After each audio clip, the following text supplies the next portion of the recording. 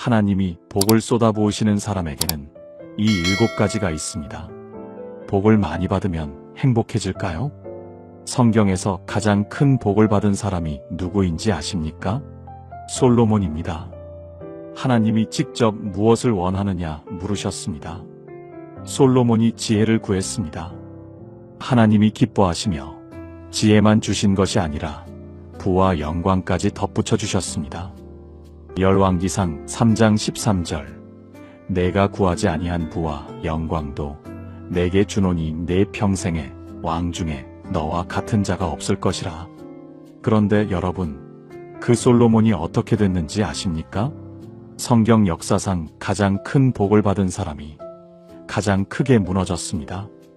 이방 여인들에게 마음을 빼앗기고 우상의 신전을 짓고 하나님을 떠났습니다. 가장 큰 복을 받은 사람이 가장 크게 무너졌습니다. 이것이 2000년 전 이야기 같으십니까? 복권에 당첨된 사람들의 70%가 5년 안에 파산한다는 통계가 있습니다. 갑자기 큰 부를 얻은 사람들이 오히려 우울증에 걸리고 가정이 깨지고 극단적 선택을 하는 경우도 있습니다. 받은 것이 문제가 아니었습니다. 담을 그릇이 문제였습니다. 솔로몬도 그랬고 오늘날 세상도 그렇습니다. 그리고 저도 다르지 않았습니다. 저도 하나님께 복을 달라는 기도는 수천 번 했으면서 내 그릇이 어떤 상태인지는 한 번도 돌아본 적이 없었습니다. 복을 담을 준비가 됐는지, 받은 복을 감당할 수 있는지 그 질문을 한 번도 하지 않았습니다. 그런데 성경을 다시 들여다보았습니다. 하나님이 복을 부어주신 사람들에게는 공통점이 있었습니다. 복을 받기 전에 그릇이 먼저 준비되어 있었습니다. 제가 아는 한 권사님도 같은 이야기를 하셨습니다. 이분이 어느 날 상담을 요청하셨습니다. 목사님, 저는 30년 동안 복을 달라고 기도했습니다. 그런데 왜 제 삶은 달라지지 않을까요? 저는 그분에게 여쭤보았습니다. 권사님, 혹시 그릇이 되게 해달라고 기도해 보신 적 있으십니까? 권사님이 한참을 말씀하지 못하셨습니다. 그리고 그날부터 기도가 바뀌었습니다. 하나님, 복을 주세요가 아니라 하나님, 제 그릇을 만들어주세요. 그 기도가 시작되고 6개월 후 이분이 저를 다시 찾아오셨습니다. 떨리는 손을 모으고 눈물을 흘리며 이렇게 말씀하셨습니다. 목사님, 환경이 바뀐 것이 아닙니다. 제 눈이 열린 겁니다. 환경이 바뀐 것이 아닙니다. 이분의 눈이 열린 겁니다. 도대체 무엇이 달라진 걸까요? 오늘 저는 하나님이 복을 쏟아부으시는 사람들에게서 발견한 7가지 공통점을 나누려 합니다. 이 7가지를 알게 되면 여러분의 기도가 달라질 것입니다. 오늘 밤 여러분의 기도가 복을 주세요에서 그릇이 되게 해주세요로 바뀌는 시간이 되기를 기도합니다. 이 말씀에 마음이 열리시는 분은 아멘으로 고백해 주십시오. 첫 번째, 하나님을 인정하는 그릇. 혹시 이런 경험이 있으십니까? 내 힘으로 해결할 수 있다고 생각했는데 결국 아무것도 되지 않았던 경험. 내 계획대로, 내 뜻대로 살아왔는데 어느 날 문득 이게 맞는 길인가? 하는 의문이 밀려오는 순간 성경에 이런 말씀이 있습니다. 너는 마음을 다하여 여호와를 신뢰하고 내 명철을 의지하지 말라. 너는 범사에 그를 인정하라. 그리하면 내 길을 지도하시리라. 잠언 3장 5절에서 6절. 여러분, 여기서 인정하라는 말이 히브리어로 야다입니다. 이 단어가 참 놀랍습니다. 야다는 단순히 알다라는 뜻이 아닙니다. 경험으로 깊이 알다, 온 존재로 체험하다라는 뜻입니다. 머리로 아는 것이 아니라 삶으로 아는 것입니다. 아담이 하와를 알았다고 할 때도 이 야다가 쓰였습니다. 그만큼 깊고 친밀하고 전인적인 알미입니다. 그러니까 범사에 그를 인정하라는 말은 이런 뜻입니다. 예배 시간에 하나님 감사합니다. 한마디 하는 것이 아닙니다. 일요일만 하나님을 찾는 것이 아닙니다. 내 삶의 모든 영역에서 월요일 아침 출근길에서도 병원 대기실에서도, 자녀 때문에 속상한 밤에도 내가 아니라 하나님이 주인이시라는 것을 온 존재로 인정하는 것입니다. 내 계획보다 하나님의 뜻을 먼저 세우는 것입니다. 이것을 가장 극적으로 보여주는 사람이 있습니다. 다니엘입니다. 다니엘이 어떤 상황에 있었는지를 먼저 아셔야 합니다. 바벨론의 포로로 끌려간 소년이었습니다. 나라를 잃었습니다. 가족을 잃었습니다. 이름마저 바뀌었습니다. 다니엘이라는 이름 대신 벨드사살이라는 바벨론 이름을 받았습니다. 정체성마저 빼앗긴 겁니다. 바벨론은 당시 세계 최강 대국이었습니다. 왕궁에서는 바벨론의 음식을 먹이고 바벨론의 학문을 배우게 했습니다. 목적은 분명했습니다. 이 소년들을 완전히 바벨론 사람으로 만드는 것이었습니다. 하나님을 잊게 하려는 것이었습니다.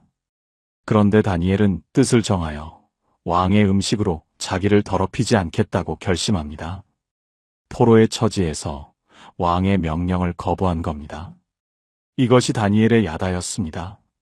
상황이 어떻든 하나님을 인정하겠다는 결단이었습니다. 그런데 이 소년이 바벨론 왕궁에서 살아남았습니다. 살아남은 정도가 아닙니다. 느부갓네살 왕 앞에서 꿈을 해석하고 총리의 자리에까지 올랐습니다. 왕이 바뀌고 제국이 바뀌어도 다니엘은 흔들리지 않았습니다. 비결이 무엇이었겠습니까? 다니엘서 6장을 보면 다리오 왕 시대의 다니엘을 시기하는 신하들이 왕에게 법령을 만들게 합니다. 30일 동안 왕 외에 어떤 신에게도 기도하는 자는 사자굴에 던져 넣어라. 이것은 다니엘을 겨냥한 법이었습니다. 다니엘이 매일 3번씩 예루살렘을 향해 기도하는 것을 다 알고 있었기 때문입니다. 여러분, 여기서 중요한 장면이 나옵니다. 다니엘서 6장 10절입니다. 다니엘이 이 조서에 왕의 도장이 찍힌 것을 알고도 자기 집에 돌아가서는 그 방에 예루살렘으로 향한 창문을 열고 전에 행하던 대로 하루 3번씩 무릎을 꿇고 그의 하나님 앞에 기도하며 감사하였더라. 조서에 도장이 찍힌 것을 알고도 기도를 멈추지 않았습니다. 숨기지도 않았습니다. 창문을 열었습니다. 전에 행하던 대로 무릎을 꿇었습니다. 여러분, 이것이 무엇을 의미하는지 아십니까? 사자굴에 던져질 것을 알면서도 하나님을 인정하는 것을 멈추지 않았다는 것입니다. 목숨보다 하나님을 인정하는 것이 먼저였던 겁니다. 다니엘은 사자굴에 던져졌습니다. 굶주린 사자들 한가운데 던져진 것입니다. 사자굴의 입구는 큰 돌로 막히고 왕의 인장이 찍혔습니다. 아무도 구해줄 수 없는 상황이 됐습니다. 성경은 그날 밤 다리오 왕의 모습을 이렇게 기록합니다. 왕이 궁에 돌아가서는 밤이 새도록 금식하고 그 앞에 오락을 드리지 못하게 하니라. 왕이 잠을 이루지 못하니라. 다니엘서 6장 18절. 왕이 잠을 못 잤습니다. 다니엘을 사자굴에 넣은 것을 후회하며 밤새 뒤척인 것입니다. 음식도 거부하고 음악도 거부하고 잠도 오지 않는 밤이었습니다. 그런데 다니엘은 어땠겠습니까? 사자들 한가운데 어둡고 차가운 굴 안에서 다니엘은 그날 밤에도 기도했을 것입니다. 창문은 없었지만 예루살렘을 향한 마음은 열려 있었을 것입니다. 이튿날 새벽 다리오 왕이 달려옵니다. 새벽빛도 채 뜨지 않은 시간에 사자굴로 달려간 것입니다. 슬픈 소리로 외칩니다.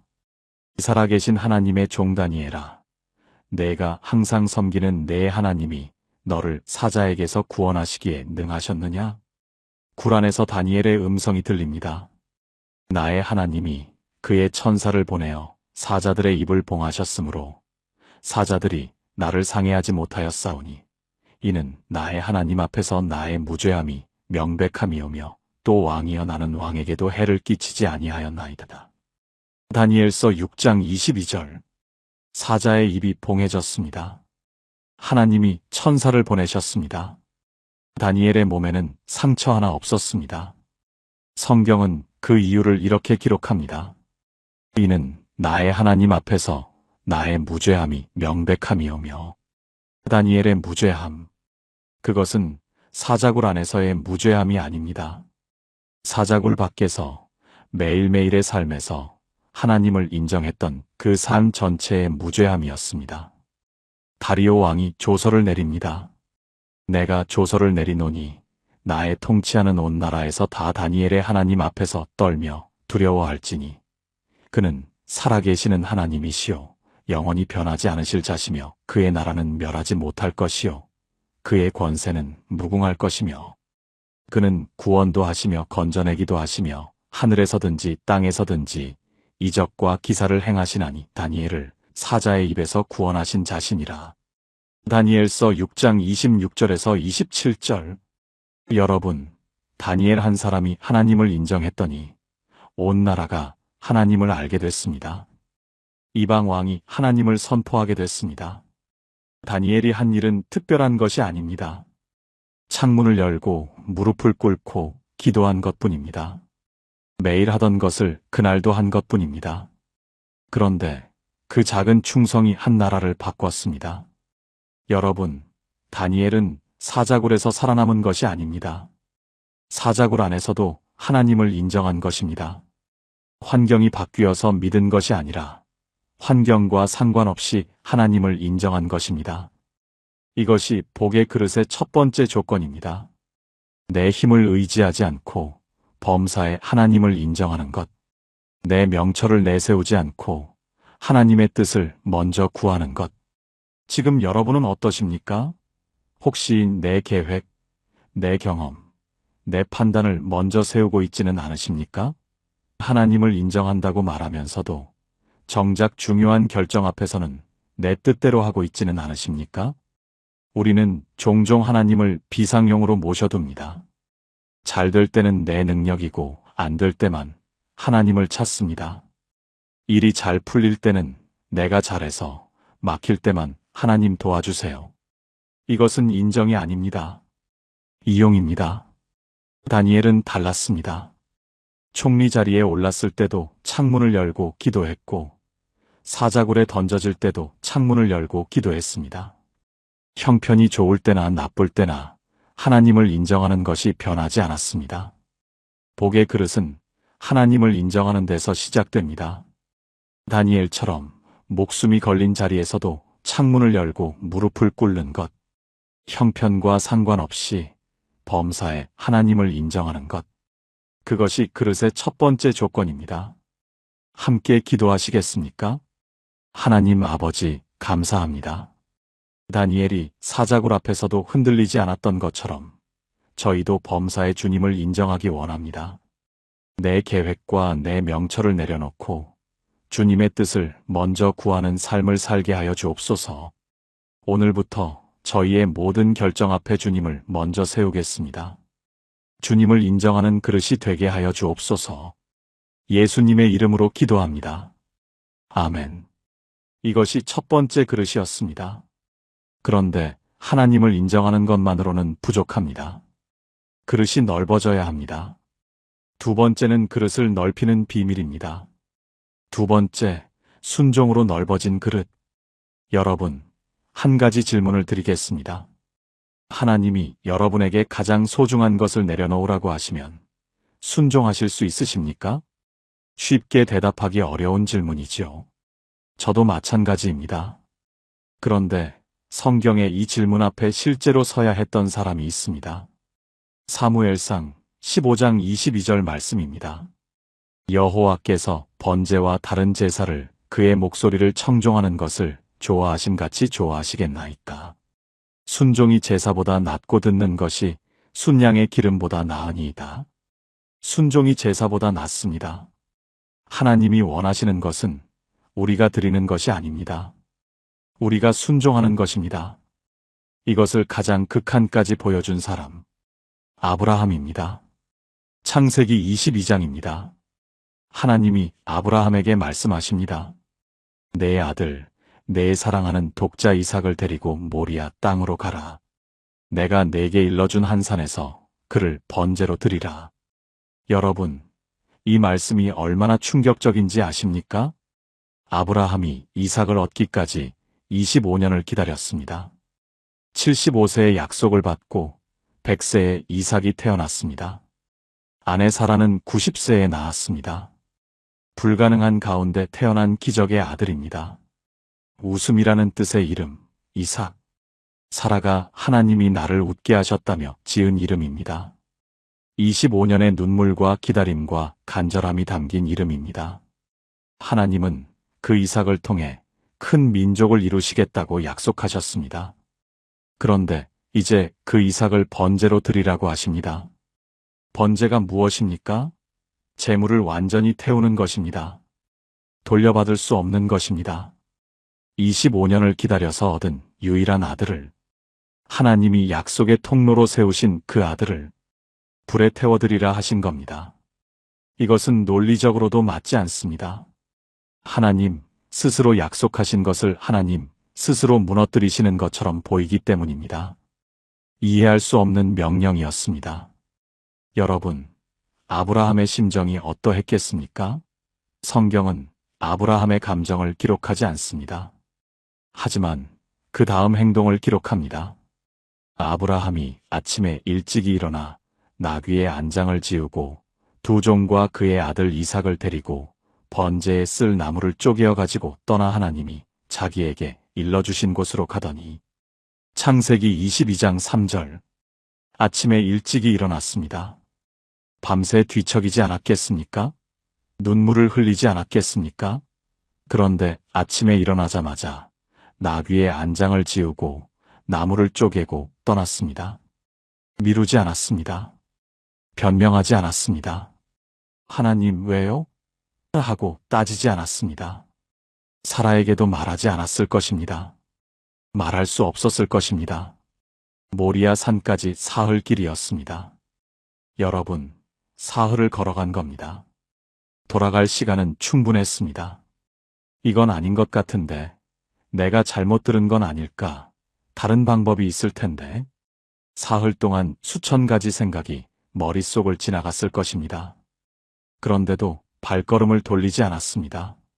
모리아 산 아래에 도착합니다. 아브라함이 종들에게 말합니다. 너희는 나귀와 함께 여기서 기다리라. 나와 아이가 저기 가서 예배하고 너희에게로 돌아오리라. 창세기 22장 5절. 돌아오리라. 둘이 가서 둘이 돌아오겠다고 했습니다. 히브리서 11장은 이때 아브라함의 마음을 이렇게 기록합니다. 아브라함은 하나님이 능히 이삭을 죽은 자 가운데서 다시 살리실 줄로 생각한지라. 아브라함은 하나님이 어떻게든 하실 것을 믿었습니다. 죽은 자도 살리실 수 있는 하나님을 신뢰한 것입니다. 모리아 산을 올라갑니다. 이삭이 아브라함에게 묻습니다. 아버지여, 불과 나무는 있거니와 번제할 어린 양은 어디 있나이까?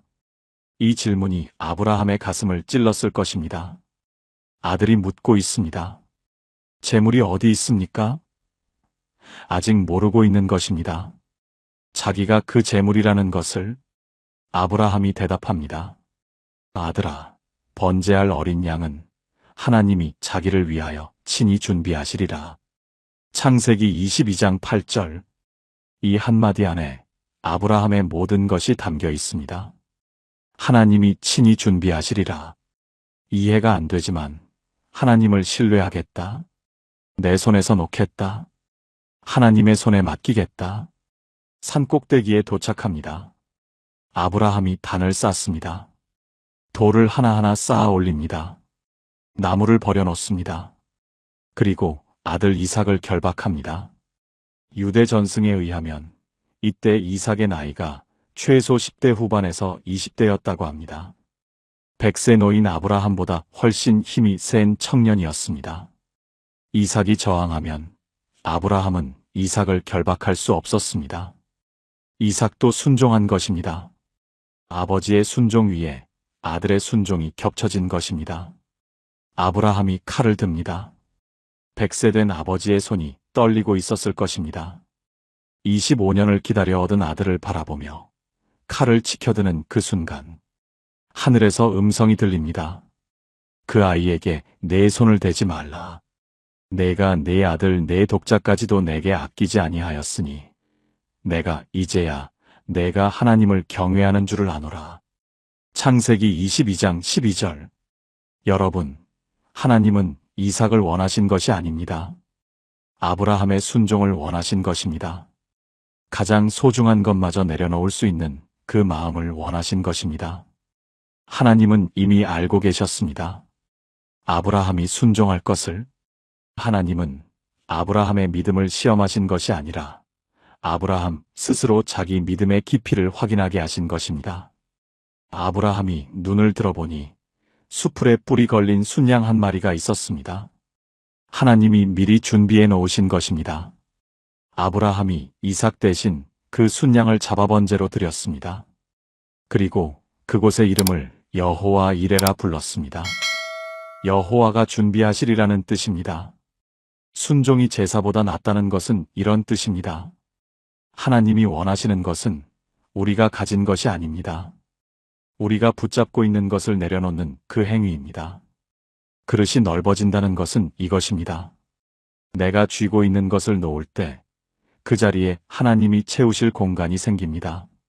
아브라함이 이삭을 놓았을 때 하나님은 그 자리에 순양을 준비해 놓으셨습니다. 그리고 그 순종 위에 열국의 복을 부어주셨습니다. 내 씨로 말미암아 천하 만민이 복을 받으리니 이는 내가 나의 말을 준행하였음이니라. 창세기 22장 18절. 지금 여러분이 붙잡고 있는 것은 무엇입니까? 놓지 못하는 것은 무엇입니까? 자녀에 대한 걱정입니까? 건강에 대한 불안입니까? 미래에 대한 두려움입니까? 그것을 놓을 때 하나님이 그 자리에 여호와 이레를 세워주십니다. 순종은 잃는 것이 아닙니다. 그릇을 넓히는 것입니다. 함께 기도하시겠습니까? 하나님 아버지, 감사합니다. 아브라함이 가장 소중한 이삭마저 주님께 올려드렸던 그 순종을 저희에게도 허락하여 주옵소서. 저희가 붙잡고 놓지 못하는 것들을 주님 앞에 내려놓습니다. 내 뜻이 아니라 주님의 뜻대로 되기를 원합니다. 순종으로 넓어진 그릇이 되게 하여 주옵소서. 예수님의 이름으로 기도합니다. 아멘. 순종으로 그릇이 넓어졌습니다. 그런데 넓어진 그릇에 무엇을 먼저 담아야 합니까? 세 번째는 그릇을 먼저 채우는 비밀입니다. 세 번째, 먼저 드리는 그릇. 여러분, 가장 어려운 순간에 누군가가 먼저 내놓으라고 한다면 어떻게 하시겠습니까? 남은 것이 충분할 때 나누는 것은 쉽습니다. 그런데 마지막 하나밖에 없을 때 그것을 먼저 드리는 것. 이것은 차원이 다른 믿음입니다. 성경에 이 믿음을 보여준 여인이 있습니다. 사르밧 과부입니다.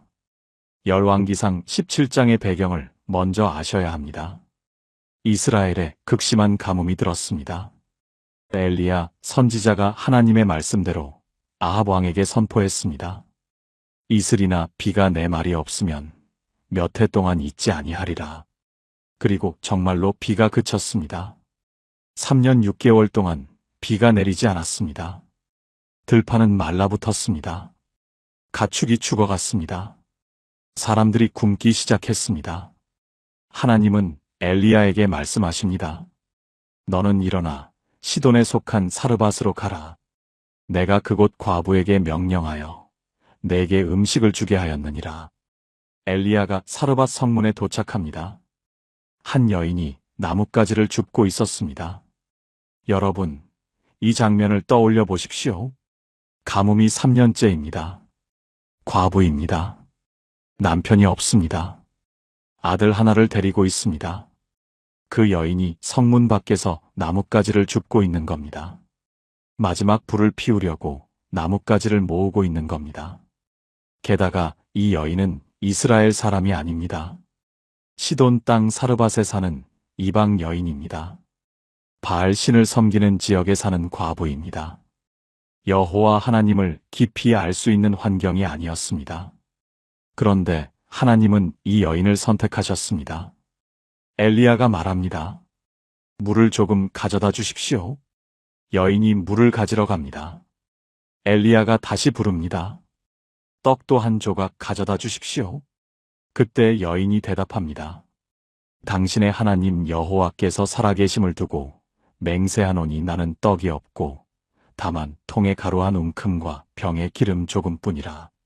나는 나뭇가지 2개를 주워다가 나와 내 아들의 것을 만들어 먹고 그 후에는 죽으리이다. 열왕기상 17장 12절. 여러분, 이 고백이 들리십니까? 먹고 죽으리이다. 마지막 한 끼입니다. 이것을 먹으면 다음은 없습니다. 아들과 함께 마지막 식사를 하고 죽음을 기다리겠다는 것입니다. 그런데 엘리야가 이 여인에게 말합니다. 두려워하지 말고 가서 내 말대로 하려니와 먼저 그것으로 나를 위하여 작은 떡 1개를 만들어 내게 가져오고 그 후에 너와 내 아들을 위하여 만들라. 열왕기상 17장 13절. 먼저 나를 위하여 만들어 가져오라. 마지막 한 끼를 먼저 내놓으라는 겁니다. 여러분, 여기서 먼저라는 단어가 핵심입니다. 나중에가 아닙니다. 남는 것으로가 아닙니다. 먼저입니다. 하나님은 항상 먼저를 말씀하십니다. 먼저 그의 나라와 그의 의를 구하라. 마태복음 6장 33절 나중에 구하라가 아닙니다. 남는 시간에 구하라가 아닙니다. 먼저 구하라입니다.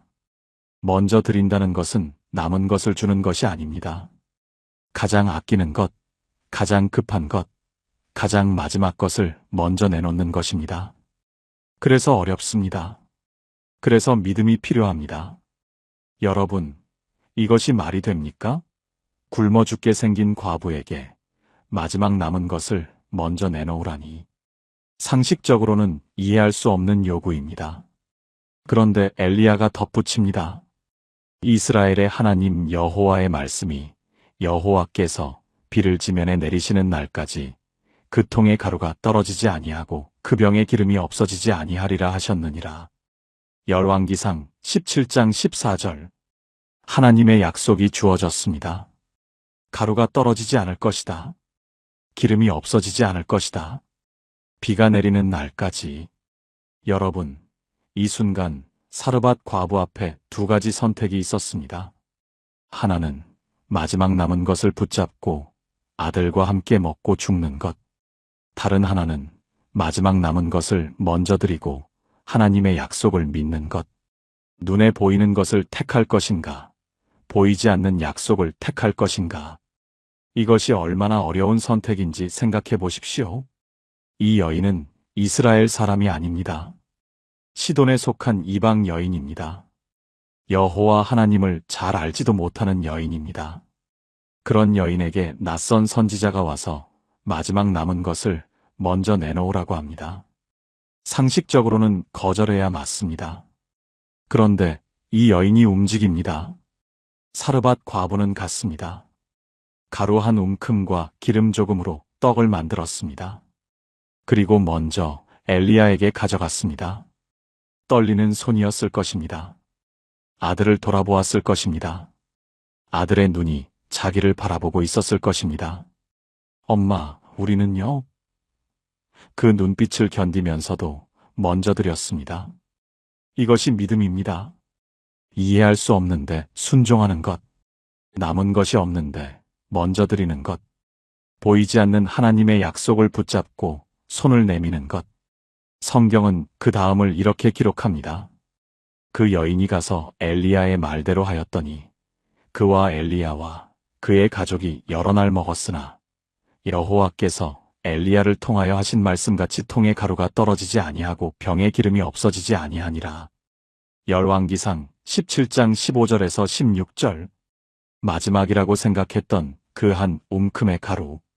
먼저 드렸더니 떨어지지 않았습니다. 마지막이라고 생각했던 그 기름. 먼저 드렸더니 없어지지 않았습니다. 과부와 아들과 엘리야가 여러 날 먹었습니다. 여러분, 여러 날이 얼마나 됐겠습니까? 비가 올 때까지입니다. 3년 6개월의 가뭄이 끝날 때까지입니다. 마지막 한 끼분의 가루와 기름이 수백 끼니를 먹여 살린 것입니다. 하나님의 경제는 우리의 경제와 다릅니다. 우리의 계산으로는 한 움큼은 한 끼입니다. 그런데 하나님의 손을 거치면 한 움큼이 수백 끼니가 됩니다. 단 조건이 있습니다. 먼저 드려야 합니다. 여러분, 먼저 드린다는 것은 손해보는 것이 아닙니다. 하나님의 공급의 문을 여는 것입니다. 마지막이라고 생각한 것을 먼저 드릴 때 하나님은 마르지 않는 것으로 채워주십니다.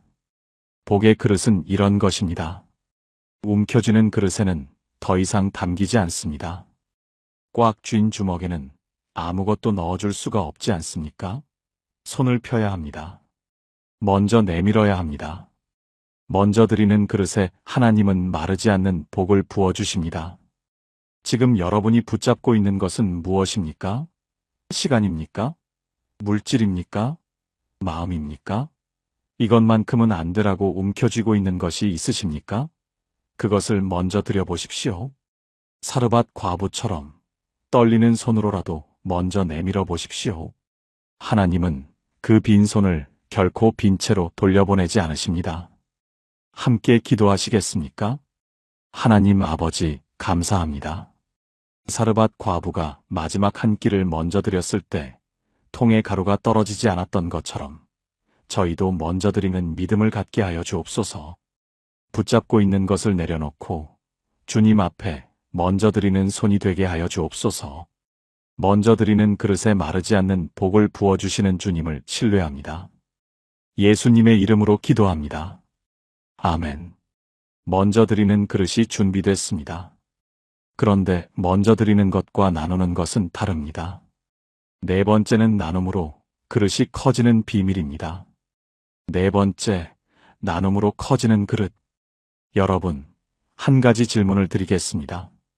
어린아이의 도시락으로 5,000명이 먹을 수 있다고 생각하십니까? 상식적으로는 불가능합니다.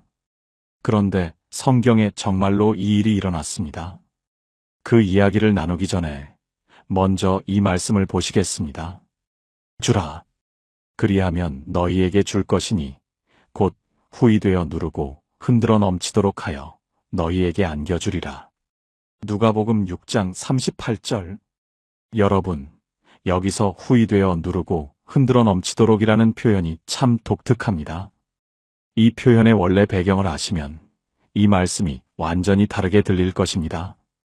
당시 팔레스타인 시장에서 곡식을 거래하는 장면을 떠올려 보십시오. 되로 곡식을 팝니다. 정직한 상인은 되에 곡식을 담고 손으로 눌러 공간을 만들고 다시 채우고 흔들어서 틈새까지 채우고 그 위에 또 부어서 넘치도록 줍니다. 되의 용량보다 훨씬 더 많이 주는 것입니다. 누르고 손바닥으로 꾹꾹 눌러서 빈 공간을 없앱니다. 흔들어 좌우로 흔들어서 틈새마저 곡식으로 채웁니다. 넘치도록 그 위에 또 부어서 되 위로 수북이 쌓이게 합니다. 하나님이 주시는 방식이 이렇습니다. 대충 주시는 것이 아닙니다. 누르고 흔들어 넘치도록 주십니다. 빈 곳이 없도록 틈새까지 채워서 넘칠 만큼 부어주십니다. 그런데 이 약속 앞에 조건이 붙어 있습니다. 주라. 그리하면 먼저 주어야 합니다. 나누어야 합니다. 그래야 하나님이 이 방식으로 되돌려 주십니다.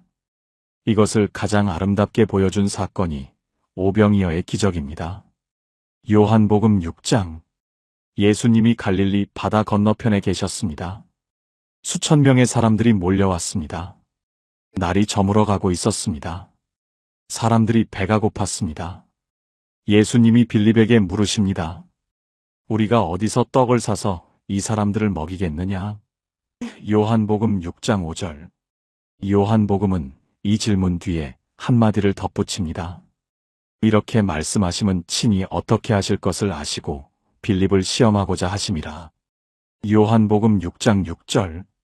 예수님은 이미 답을 알고 계셨습니다. 어떻게 하실지 이미 정하고 계셨습니다. 그런데 빌립에게 물으신 겁니다. 너는 이 상황을 어떻게 보느냐? 인간의 한계를 먼저 확인시키신 것입니다. 빌립이 계산합니다. 각 사람에게 조금씩 나눠준다 해도 200데나리온의 떡이 부족하겠습니다. 요한복음 6장 7절. 200데나리온이면 당시 노동자 200일치 품삯입니다. 거의 1년치 수입에 해당합니다. 그 돈을 다 써도 모자랍니다. 빌립의 대답은 불가능합니다 였습니다. 그때 안드레가 한 아이를 데리고 옵니다. 여기 한 아이가 있는데 보리떡 5개와 물고기 2마리를 가지고 있습니다. 그러나 그것이 이 많은 사람에게 무엇이 되겠습니까? 요한복음 6장 9절. 여러분, 이 아이의 도시락이었습니다. 어머니가 아침에 싸준 점심 도시락. 보리떡 5개와 물고기 2마리. 보리떡은 당시 가장 값싼 빵이었습니다. 가난한 사람들이 먹는 빵이었습니다. 부잣집 아이의 도시락이 아니었습니다. 안드레도 알고 있었습니다. 이 많은 사람에게 무엇이 되겠습니까? 안 되는 것을 알면서도 가져온 겁니다. 여러분, 여기서 중요한 것은 이 아이가 자기 도시락을 내놓았다는 것입니다. 아무도 요구하지 않았습니다. 예수님이 도시락을 내놓으라고 말씀하시지 않았습니다. 이 아이가 스스로 내놓은 것입니다. 5,000명 앞에서 보리떡 5개와 물고기 2마리. 이것을 내놓는 것이 얼마나 창피했겠습니까?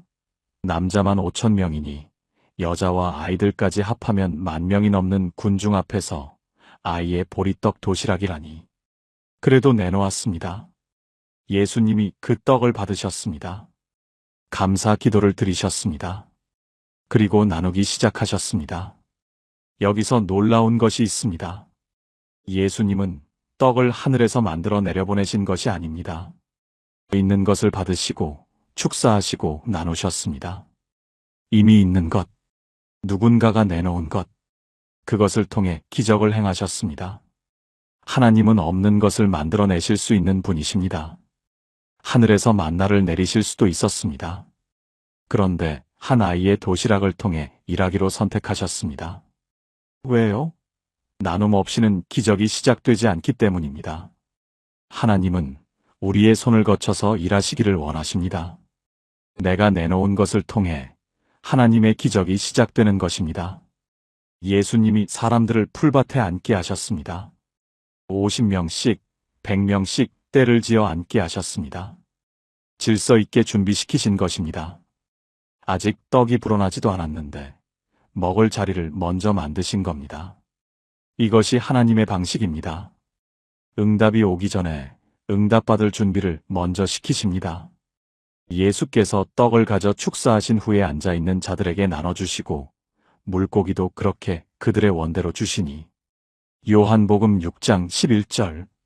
원대로 주셨습니다. 조금씩 아껴 먹은 것이 아닙니다. 원하는 만큼 배부르도록 먹은 것입니다. 그들이 배부른 후에 예수께서 제자들에게 이르시되 남은 조각을 거두고 버리는 것이 없게 하라 하심으로 이에 거두니 보리떡 5개로 먹고 남은 조각이 12바구니에 찼더라. 요한복음 6장 12절에서 13절. 5,000명이 배부르게 먹고 남은 조각이 12바구니에 찼습니다. 보리떡 5개로 시작했는데 5,000명이 먹고도 12바구니가 넘친 겁니다. 시작한 것보다 남은 것이 더 많습니다. 이것이 하나님의 나눔의 경제입니다. 우리가 내놓으면 하나님이 누르고 흔들어 넘치도록 채워주십니다. 여러분, 나눔은 줄어드는 것이 아닙니다. 나눔은 그릇을 키우는 것입니다. 내가 가진 작은 것을 내놓을 때 하나님이 그것을 통해 상상할 수 없는 일을 하십니다. 이것이 이 많은 사람에게 무엇이 되겠습니까? 안드레의 이 질문이 바로 우리의 질문이기도 합니다. 내가 가진 이 작은 것으로 뭘 할 수 있겠습니까? 내 형편에 뭘 나눌 수 있겠습니까? 하나님은 크기를 보지 않으십니다. 내놓는 마음을 보십니다. 보리떡 5개를 보시고 5,000명을 먹이실 수 있는 분이십니다. 오늘 여러분이 가진 것이 보리떡 5개처럼 작아 보입니까? 괜찮습니다. 여러분의 시간 1시간이 보리떡 5개입니다. 여러분의 위로 한마디가 물고기 2마리입니다. 여러분의 기도 한 줄이 그 아이의 도시락입니다. 작아서 부끄러워 마십시오. 하나님은 그 작은 것을 받으시고 축사하시고 5,000명을 먹이실 수 있는 분이십니다. 내놓으십시오. 나누십시오. 움켜쥐고 있으면 보리떡 5개로 끝납니다. 내놓으면 5,000명이 먹고 12바구니가 남습니다. 하나님이 누르고 흔들어 넘치도록 채워주실 것입니다. 함께 기도하시겠습니까? 하나님 아버지, 감사합니다. 한 아이의 작은 도시락으로 5,000명을 먹이신 주님, 저희의 작은 것도 주님 손에 올려드립니다. 나눌 것이 없다고 움켜쥐지 않게 하시고 작다고 부끄러워하지 않게 하여 주옵소서. 나눔으로 커지는 그릇이 되게 하시고 누르고 흔들어 넘치도록 채워주시는 주님의 은혜를 경험하게 하여 주옵소서. 예수님의 이름으로 기도합니다. 아멘. 나눔으로 그릇이 커졌습니다. 그런데 큰 그릇은 쉽게 깨지기도 합니다. 5번째는 그릇을 견고하게 만드는 비밀입니다. 5번째, 작은 일에 충실한 그릇. 여러분, 한 가지 여쭤보겠습니다. 하나님이 여러분에게 큰 복을 주시기 전에 무엇을 먼저 보실 것 같습니까? 예수님이 직접 대답해 주신 말씀이 있습니다. 지극히 작은 것에 충성된 자는 큰 것에도 충성되고 지극히 작은 것에 불의한 자는 큰 것에도 불의하니라. 누가복음 16장 10절. 작은 것에 충성된 자. 하나님은 큰 일을 맡기시기 전에 작은 일에서의 충성을 보십니다. 화려한 무대가 아니라 아무도 보지 않는 자리에서의 성실함을 보십니다. 이것을 가장 아름답게 보여준 사람이 있습니다. 룻입니다. 룻의 이야기를 이해하려면 먼저 같은 자리에 있었던 또 한 사람을 알아야 합니다. 오르바입니다. 둘 다 모압 여인이었습니다. 둘 다 나오미의 며느리였습니다. 둘 다 남편을 잃었습니다. 둘 다 같은 고통 앞에 있었습니다. 출발점이 완전히 같았습니다. 나오미가 두 며느리에게 말합니다. 돌아가거라. 너희의 어머니 집으로 돌아가거라. 너희는 젊으니 다시 시집가서 잘 살거라. 나오미의 말은 진심이었습니다. 자기를 따라오면 고생만 할 것을 알고 있었기 때문입니다. 나오미 자신도 빈손으로 돌아가는 처지였습니다. 오르바가 울면서 돌아갑니다. 시어머니에게 키스하고 눈물 흘리고 돌아갑니다. 잘못된 선택은 아닙니다. 상식적으로 맞는 선택입니다. 젊은 나이에 이방나라 시어머니를 따라가는 것보다 자기 고향으로 돌아가 새 삶을 사는 것이 훨씬 합리적이었습니다. 오르바를 탓할 사람은 아무도 없습니다. 그런데 룻은 돌아가지 않습니다. 나오미가 거듭 권해도 돌아가지 않습니다. 룻이 이르되 내게 어머니를 떠나며 어머니를 따르지 말고 돌아가라. 강권하지 마옵소서. 어머니께서 가시는 곳에 나도 가고 어머니께서 머무시는 곳에서 나도 머물겠나이다. 어머니의 백성이 나의 백성이 되고 어머니의 하나님이 나의 하나님이 되시리니. 룻기 1장 16절. 여러분, 이 고백이 얼마나 대단한지 아십니까? 룻은 모압 여인입니다. 이스라엘에 가면 이방인 취급을 받습니다. 재혼의 기회도 거의 없습니다. 남편도 없고 재산도 없고 기댈 곳도 없습니다. 시어머니 나오미도 가진 것이 아무것도 없었습니다. 인간적으로 보면 아무 희망이 없는 선택입니다. 오르바는 눈에 보이는 것을 택했습니다. 룻은 보이지 않는 하나님을 택했습니다. 같은 자리에서 시작했지만 완전히 다른 길을 걸었습니다. 그런데 룻이 이스라엘에 도착해서 한 일이 무엇입니까? 왕궁에 간 것이 아닙니다. 제사장을 찾아간 것이 아닙니다. 기적을 기다린 것이 아닙니다. 이삭을 주우러 갔습니다. 이삭 줍기가 무엇이냐면 추수하는 사람들이 떨어뜨린 곡식 이삭을 뒤에서 줍는 것입니다. 당시 가장 가난한 사람들, 과부, 고아, 나그네가 하는 일이었습니다. 율법에서 허용한 최소한의 구제 방법이었습니다. 가장 낮고 가장 힘들고 가장 초라한 일이었습니다. 허리를 굽혀서 뙤약볕 아래서 떨어진 이삭을 하나하나 주워 담는 것. 하루 종일 해도 한 끼 분량이 될까 말까 한 일이었습니다. 룻은 불평하지 않았습니다. 나는 모압에서 더 나은 대접을 받았는데 하지 않았습니다. 시어머니 때문에 이 고생을 한다고 하지 않았습니다. 아침 일찍 나가서 저녁 늦게까지 묵묵히 이삭을 주었습니다. 성경은 이렇게 기록합니다. 그가 아침부터 지금까지 잠깐 쉰 외에는 계속 일하고 있나이다. 룻기 2장 7절. 잠깐 쉰 외에는 계속 일했습니다. 아무도 시키지 않았습니다. 아무도 보고 있지 않았습니다. 그런데 묵묵히 성실하게 쉬지 않고 일했습니다. 여러분, 이것이 작은 것에 충성된 자의 모습입니다. 화려하지 않습니다. 드러나지 않습니다. 아무도 알아주지 않습니다. 이삭 줍는 것이 무슨 대단한 일입니까? 그런데 하나님은 바로 그 자리를 보고 계셨습니다. 보아스가 이 여인을 발견합니다. 일꾼들에게 묻습니다. 저 젊은 여인이 누구냐? 일꾼이 대답합니다. 모압 여인인데 나오미와 함께 돌아온 여인입니다. 보아스가 룻에게 말합니다. 내 밭에서만 이삭을 주우라. 다른 밭으로 가지 말고 여기서 나의 소녀들과 함께하라. 룻기 2장 8절. 그리고 특별한 명령을 내립니다. 그녀가 단 사이에서 줍더라도 꾸짖지 말라. 또한 그녀를 위하여 묶은 것에서 좀 빼어 떨어뜨려서 줍게 하고 꾸짖지 말라. 룻기 2장 15절에서 16절. 일부러 이삭을 떨어뜨려 줍게 하라. 여러분, 이것이 하나님의 방식입니다. 작은 일에 충성하는 사람에게 하나님은 일부러 복을 떨어뜨려 주십니다. 룻이 찾아간 것이 아닙니다. 하나님이 룻의 발걸음을 보아스의 밭으로 인도하신 것입니다. 룻기 2장 3절은 이렇게 기록합니다. 마침 그 밭은 엘리멜렉의 족속 보아스의 소유였더라. 마침 우연처럼 보이지만 하나님의 인도하심이었습니다. 보아스와 룻은 결혼합니다. 그리고 둘 사이에서 오벳이 태어납니다. 오벳이 이새를 낳고 이새가 다윗을 낳습니다. 여러분, 들리십니까? 이삭을 줍던 이방 여인이 다윗 왕의 증조 할머니가 됐습니다.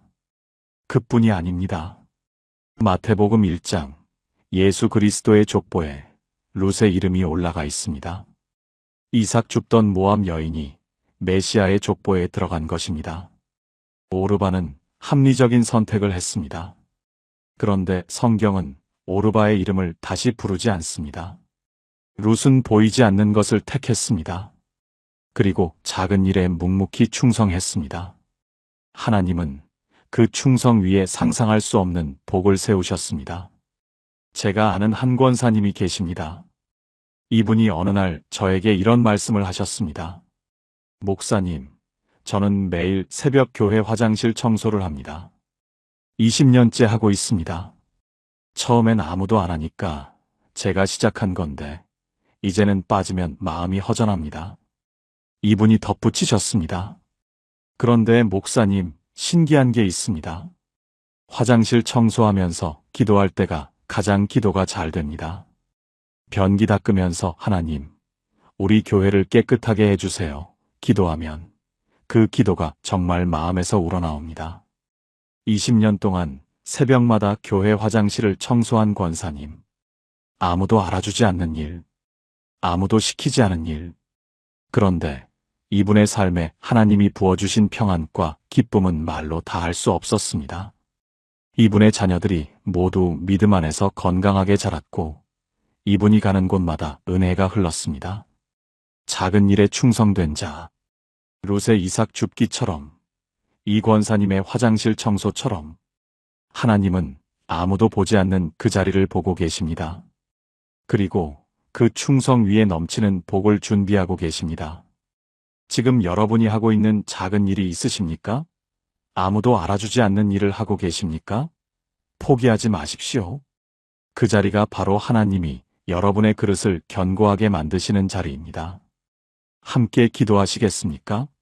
하나님 아버지, 감사합니다. 룻이 이삭을 주우며 묵묵히 충성했을 때 그 자리를 보고 계셨던 주님. 저희에게도 작은 일에 충성하는 마음을 허락하여 주옵소서. 아무도 알아주지 않는 자리에서도, 아무도 보지 않는 시간에도 주님 앞에서 성실한 종이 되게 하여 주옵소서. 작은 것에 충성된 자가 큰 것을 맡는다는 주님의 약속을 붙잡습니다. 예수님의 이름으로 기도합니다. 아멘. 지금 기다림의 시간을 보내고 계신 분은 주님, 기다리겠습니다라고 댓글로 고백해 주십시오. 여러분의 그 고백이 기도가 됩니다. 작은 일에 충실한 그릇이 준비됐습니다. 그런데 그릇이 완성되기까지는 시간이 필요합니다. 6번째는 기다림의 비밀입니다. 6번째, 기다림으로 단단해진 그릇. 여러분, 평생을 기다려본 적이 있으십니까? 1년, 2년이 아니라 수십 년을 끝이 보이지 않는 기다림 속에서 약속을 붙잡고 버텨본 적이 있으십니까? 성경에 이런 말씀이 있습니다. 오직 여호와를 앙망하는 자는 새 힘을 얻으리니 독수리가 날개치며 올라감 같을 것이요 달려도 곤비하지 아니하겠고 걸어도 피곤하지 아니하리로다. 이사야 40장 31절. 여기서 앙망하다의 히브리어가 카바입니다. 이 단어의 뜻이 참 흥미롭습니다. 카바에는 기다리다라는 뜻과 함께 꼬다, 엮다라는 뜻이 있습니다. 밧줄을 꼬아 만드는 것처럼 실 하나하나를 엮어서 강한 줄을 만드는 것. 그것이 카바입니다. 무슨 뜻입니까? 기다림은 아무것도 하지 않는 시간이 아닙니다. 기다림은 하나님과 나 사이의 끈을 꼬고 또 엮어서 절대로 끊어지지 않는 밧줄을 만드는 시간입니다. 기다리면 기다릴수록 하나님과의 관계가 더 단단해지는 것입니다. 그래서 카바를 거친 사람은 독수리처럼 날 수 있는 것입니다. 이 카바의 기다림을 평생으로 보여준 사람이 있습니다. 시므온입니다. 누가복음 2장 25절에서 26절입니다. 예루살렘에 시므온이라 하는 사람이 있으니 이 사람은 의롭고 경건하여 이스라엘의 위로를 기다리는 자라. 성령이 그 위에 계셨더라. 그가 주의 그리스도를 보기 전에는 죽지 아니하리라 하는 성령의 지시를 받았더라. 여러분, 시므온이 어떤 사람인지 보이십니까? 의롭고 경건한 사람, 이스라엘의 위로를 기다리는 사람, 성령이 그 위에 계신 사람, 그리고 성령으로부터 약속을 받은 사람, 메시아를 보기 전에는 죽지 않을 것이다. 이 약속이 언제 주어졌는지는 성경에 기록되어 있지 않습니다. 그러나 한 가지는 분명합니다. 시므온은 이 약속을 받고 오랫동안 기다렸다는 것입니다. 유대 전승은 시므온이 매우 나이가 많은 노인이었다고 전합니다. 여러분, 시므온의 기다림이 어떤 것이었는지 상상해 보십시오. 매일 성전에 올라갔을 것입니다. 오늘은 오실까? 아기들이 성전에 안겨올 때마다 바라보았을 것입니다. 이 아이일까? 그런데 아닙니다. 내일 또 갑니다. 오늘은 또 아닙니다. 이것이 1년이 아닙니다. 10년이 아닙니다. 수십 년입니다. 주변에서 뭐라고 했겠습니까? 시므온, 그 약속이 진짜 하나님한테 받은 거 맞느냐? 너무 오래되지 않았느냐? 혹시 내가 잘못 들은 것 아니냐? 의심과 조롱이 있었을 것입니다. 그런데 시므온은 기다렸습니다. 매일 성전에 갔습니다. 하루도 빠지지 않았을 것입니다. 카바 하나님과의 끈을 꼬고 또 엮으며 기다렸습니다. 그러던 어느 날, 누가복음 2장 27절입니다. 성령의 감동으로 성전에 들어가매 그날도 평소처럼 성전에 갔습니다. 그런데 그날은 성령이 특별히 감동하셨습니다. 뭔가 달랐습니다. 성전 뜰을 걸어가는데 한 젊은 부부가 보입니다. 초라한 차림의 부부입니다. 비둘기 2마리를 들고 있었습니다. 비둘기 2마리는 양을 살 형편이 안 되는 가난한 가정이 드리는 제물이었습니다. 아기를 안고 있었습니다. 시므온의 발걸음이 멈춥니다. 눈이 커집니다. 심장이 뜁니다. 이 아이다. 바로 이 아이다. 시므온이 다가갑니다. 떨리는 2팔을 내밉니다. 마리아에게서 아기를 받아 안습니다. 그 작고 연약한 아기, 가난한 부부의 아기, 아무도 주목하지 않는 아기. 그런데 시므온은 알았습니다. 이 아기가 누구인지를, 수십 년을 기다린 그분이라는 것을. 늙은 시므온의 떨리는 팔에 아기가 안겨 있습니다. 시므온이 하나님을 찬양합니다. 주제여, 이제는 말씀하신 대로 이 종을 평안히 놓아주시는도다. 내 눈이 주의 구원을 보았사오니 이는 만민 앞에 예비하신 것이요 이방을 비추는 빛이요 주의 백성 이스라엘의 영광이니이다. 누가복음 2장 29절에서 32절. 이제는 평안히 놓아주시는도다. 여러분, 이 한마디에 시므온의 평생이 담겨 있습니다. 수십 년의 기다림이 이 한순간에 완성된 것입니다. 매일 성전에 올라가던 발걸음이 이 아기를 안기 위한 걸음이었던 것입니다. 혹시 오늘? 이라고 물었던 수천 번의 질문이 이 한 번의 만남으로 응답된 것입니다. 눈에서 눈물이 흐릅니다. 이제는 됐습니다. 기다림이 끝난 것이 아닙니다. 기다림이 완성된 것입니다. 여러분, 성전에 있던 다른 사람들의 눈에는 이 장면이 어떻게 보였겠습니까? 늙은 노인이 아기를 안고 울면서 뭔가를 중얼거리고 있습니다. 아무도 이 장면의 의미를 몰랐을 것입니다. 마리아와 요셉조차 당황했을 수 있습니다. 그런데 시므온은 알았습니다. 이것이 무엇인지를. 기다린 자만이 알 수 있는 것이 있습니다. 기다린 자만이 볼 수 있는 것이 있습니다. 시므온은 기다렸기 때문에 다른 사람은 보지 못하는 것을 볼 수 있었습니다. 초라한 부부의 품에 안긴 아기 안에서 만민의 구원을 보았습니다. 이것이 카바의 열매입니다. 기다림으로 꼬인 밧줄이 마침내 하나님의 약속을 붙잡은 순간입니다. 기다림은 헛된 것이 아니었습니다. 기다림의 모든 날이 이 순간을 위한 준비였습니다. 여러분, 지금 기다림의 한가운데 계십니까?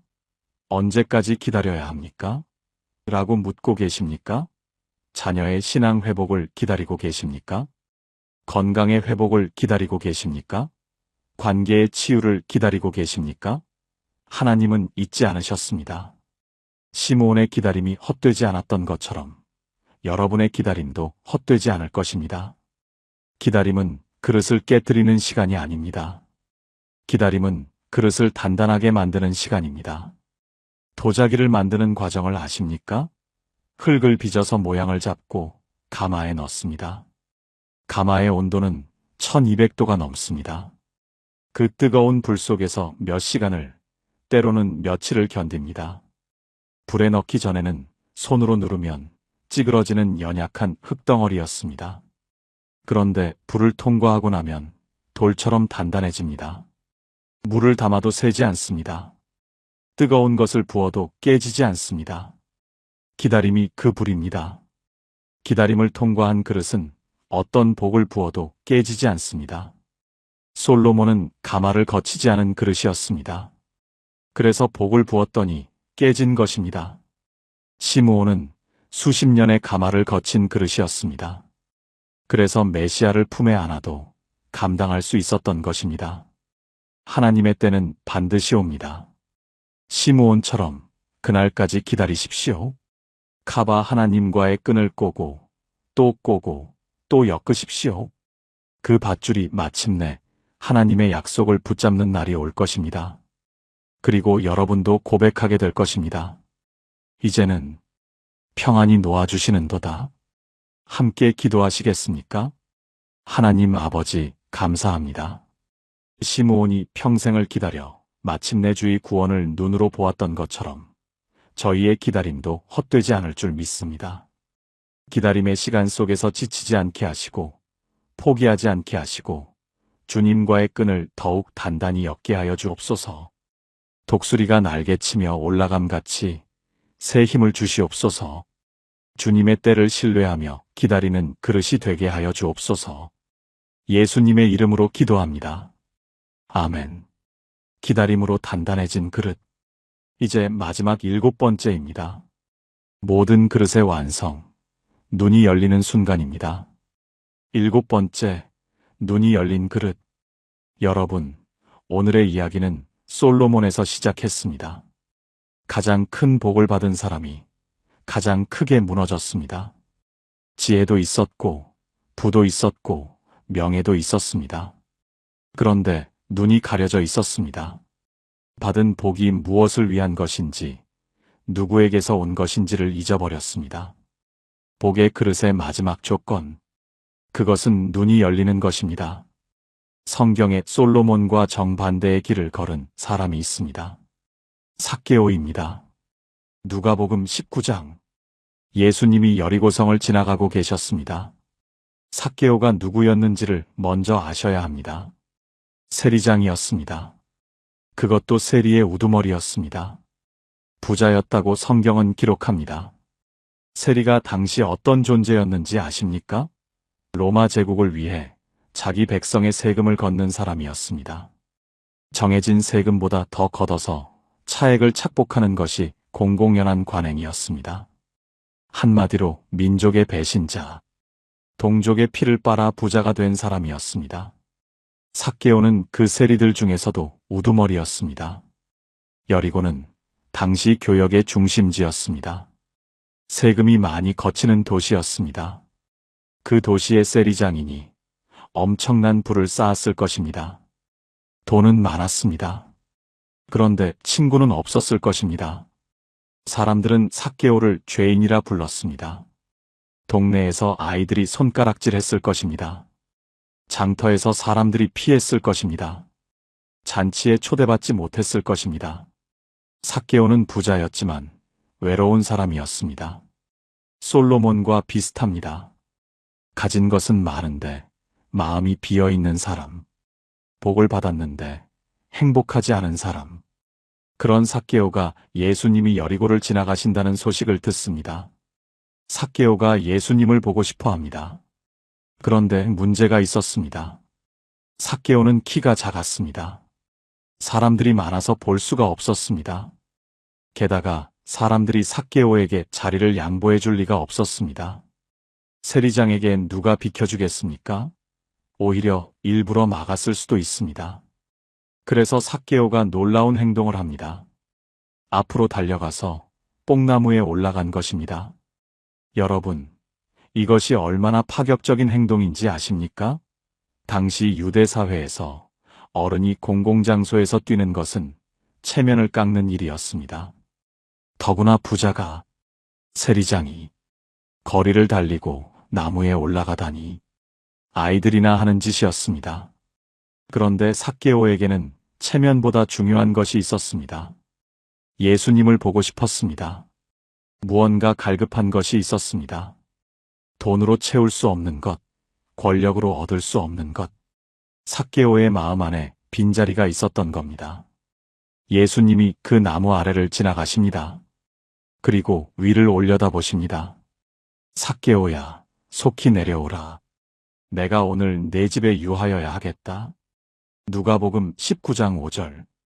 여러분, 예수님이 먼저 불러주셨습니다. 삭개오가 예수님을 찾은 것 같지만 사실은 예수님이 삭개오를 찾아오신 것이었습니다. 수천 명의 인파 속에서 나무 위에 작은 사람을 올려다보시며 이름을 불러주셨습니다. 삭개오야. 이 이름을 이렇게 불러주는 사람이 있었겠습니까? 사람들은 저 죄인 저 세리라고 불렀습니다. 예수님은 이름을 불러주셨습니다. 삭개오라는 이름의 뜻은 깨끗한 자입니다. 세리장이라는 이유로 더러운 자로 불리던 사람에게 예수님은 깨끗한 자라는 본래의 이름을 불러주신 것입니다. 삭개오가 급히 내려옵니다. 기쁨으로 예수님을 맞이합니다. 사람들이 수군거립니다. 저 사람이 죄인의 집에 가서 유하더라. 비난의 눈빛이 쏟아졌습니다. 그런데 삭개오의 입에서 놀라운 고백이 터져나옵니다. 주여, 보시옵소서. 내 소유의 절반을 가난한 자들에게 주겠사오며 만일 누구의 것을 속여 빼앗은 일이 있으면 4배나 갚겠나이다. 누가복음 19장 8절. 아무도 요구하지 않았습니다. 예수님이 재산을 나눠라고 말씀하시지 않았습니다. 삭개오가 스스로 고백한 것입니다. 내 소유의 절반을 가난한 자들에게, 속여 빼앗은 것은 4배로, 율법이 요구하는 배상은 원래 것의 5분의 1을 더하는 것이었습니다. 삭개오는 4배를 갚겠다고 했습니다. 율법이 요구하는 것보다 훨씬 더 많이 자발적으로 내놓겠다고 한 것입니다. 이것이 눈이 열린다는 것입니다. 아무도 시키지 않았는데 스스로 내려놓는 것. 강요가 아니라 감사에서 나오는 변화. 계산이 아니라 깨달음에서 나오는 결단. 솔로몬은 가진 것이 많아지면서 눈이 가려졌습니다. 삭개오는 가진 것을 내려놓으면서 눈이 열렸습니다. 솔로몬은 복을 받고 올라갔습니다. 삭개오는 나무에서 내려왔습니다. 올라가는 것이 복이 아니었습니다. 내려오는 것이 복이었습니다. 예수님이 선포하십니다. 오늘 구원이 이 집에 이르렀으니 이 사람도 아브라함의 자손이미로다. 인자가 온 것은 잃어버린 자를 찾아 구원하려 함이니라. 누가복음 19장 9절에서 10절. 오늘 구원이 이 집에 이르렀다. 여러분, 삭개오의 환경은 바뀌지 않았습니다. 세리장인 것은 그대로입니다. 사람들의 시선도 당장 바뀌지 않았을 것입니다. 그런데 삭개오의 눈이 열렸습니다. 진짜 복이 무엇인지를 보게 된 것입니다. 돈이 복이 아니었습니다. 권력이 복이 아니었습니다. 예수님이 내 이름을 불러주시는 것, 그분이 내 집에 오시는 것, 그것이 진짜 복이었습니다. 눈이 열리니까 움켜쥐고 있던 것을 놓을 수 있었습니다. 눈이 열리니까 다른 사람에게 나눌 수 있었습니다. 눈이 열리니까 잘못을 고백할 수 있었습니다. 눈이 열리니까 비로소 진짜 부자가 된 것입니다. 삭개오는 재산의 절반을 내놓았습니다. 세상의 눈으로 보면 절반을 잃은 것입니다. 그런데 삭개오는 그날 비로소 진짜 부자가 됐습니다. 예수님이 내 집에 오셨기 때문입니다. 구원이 이 집에 이르렀기 때문입니다. 여러분, 솔로몬에게 없었던 것이 삭개오에게는 있었습니다. 그것은 내려옴이었습니다. 솔로몬은 계속 올라가기만 했습니다. 더 큰 궁전, 더 많은 부인, 더 높은 자리. 올라가면 올라갈수록 하나님에게서 멀어졌습니다. 삭개오는 내려왔습니다. 나무에서 내려왔습니다. 체면에서 내려왔습니다. 재산에서 내려왔습니다. 내려오니까 예수님이 보였습니다. 내려오니까 구원이 왔습니다. 이것이 복의 그릇의 완성입니다. 하나님을 인정하고 순종으로 넓히고 먼저 드리고 나눔으로 키우고 작은 일에 충성하고 기다림으로 단단해진 그릇. 그 그릇의 마지막 조건은 눈이 열리는 것입니다. 내가 받은 복이 누구에게서 온 것인지를 아는 것. 그 복이 나만을 위한 것이 아니라는 것을 깨닫는 것. 솔로몬은 눈이 가려져 무너졌습니다. 삭개오는 눈이 열려 구원을 만났습니다. 여러분은 지금 솔로몬의 자리에 계십니까? 삭개오의 자리에 계십니까? 함께 기도하시겠습니까? 하나님 아버지, 감사합니다. 삭개오가 나무에서 내려와 주님을 만났던 것처럼 저희도 높은 곳에서 내려와 주님 앞에 서기 원합니다. 저희의 눈을 열어주시옵소서. 진짜 복이 무엇인지, 주님이 원하시는 그릇이 무엇인지를 보게 하여 주옵소서. 움켜쥐고 있던 것을 내려놓고 주님 앞에 빈 그릇으로 서겠습니다. 오늘 구원이 저희 집에도 이르게 하여 주옵소서. 예수님의 이름으로 기도합니다. 아멘. 통합 기도문. 지금까지 하나님이 복을 쏟아부으시는 사람에게 나타나는 7가지를 함께 나누었습니다. 이 모든 말씀을 가슴에 품고 함께 기도하시겠습니까? 사랑의 하나님 아버지, 감사합니다. 오늘 7가지 복의 그릇의 비밀을 말씀으로 열어주셔서 감사합니다. 다니엘처럼 어떤 환경에서도 주님을 인정하는 삶을 살기 원합니다. 사자굴 앞에서도 창문을 열고 무릎 꿇었던 그 믿음을 저희에게도 허락하여 주옵소서. 아브라함처럼 가장 소중한 것마저 내려놓는 순종의 그릇이 되게 하여 주옵소서. 여호와 일에 하나님이 친히 준비하시리라는 그 약속을 저희도 붙잡습니다. 사르밧 과부처럼 마지막 남은 것이라도 먼저 드리는 믿음을 주옵소서. 떨리는 손으로라도 먼저 내미는 그 걸음을 내딛게 하여 주옵소서. 오병이어의 아이처럼 작은 것이라도 내놓는 용기를 주옵소서.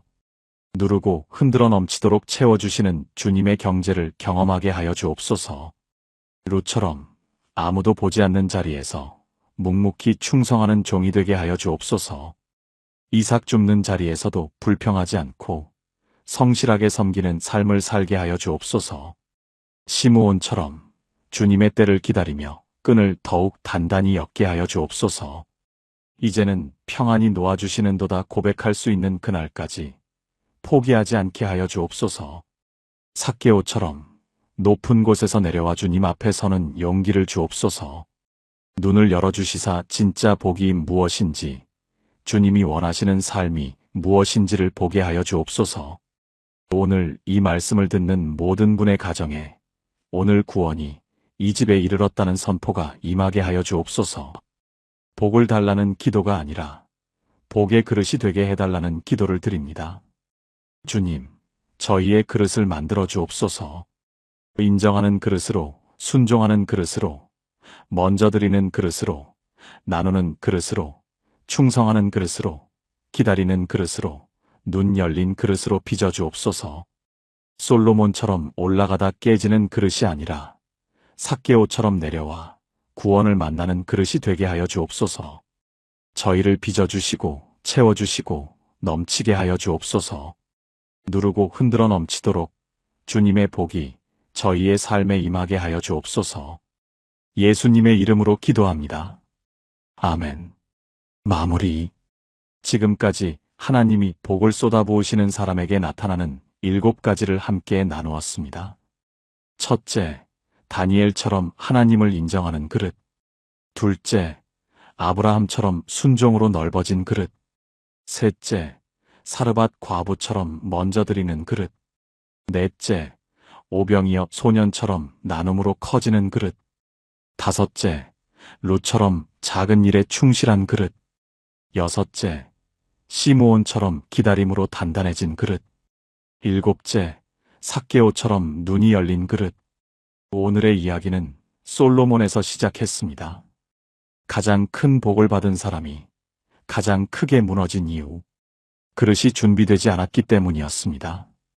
그리고 삭개오에서 끝났습니다. 나무 위에 올라갔던 사람이 내려와서 진짜 복을 만났습니다. 솔로몬은 올라가서 무너졌고 삭개오는 내려와서 구원받았습니다. 여러분은 지금 어디에 계십니까? 솔로몬처럼 올라가려 하십니까? 삭개오처럼 내려오시겠습니까? 복은 올라가는 사람에게 오는 것이 아닙니다. 내려와서 주님 앞에 빈 그릇으로 서는 사람에게 오는 것입니다. 도입부에서 소개해드렸던 그 권사님의 기도가 기억나십니까? 하나님, 복을 주세요가 하나님, 제 그릇을 만들어주세요로 바뀌었을 때 환경이 바뀐 것이 아니라 눈이 열렸다고 하셨습니다. 바로 삭개오의 변화와 같은 것이었습니다. 높은 데서 내려오니까 진짜 복이 보이기 시작한 것입니다. 오늘 이 7가지 중에 가장 마음에 닿은 것이 있으시다면 댓글로 나눠주십시오. 저는 번이 가장 마음에 닿았습니다라고 적어주셔도 좋고 기도 제목을 나눠주셔도 좋습니다. 예를 들어 주님, 저를 기다림으로 단단해지는 그릇으로 빚어주세요. 이렇게 적어주시면 그것이 기도가 됩니다. 여러분의 댓글 하나하나를 저도 기도로 읽겠습니다.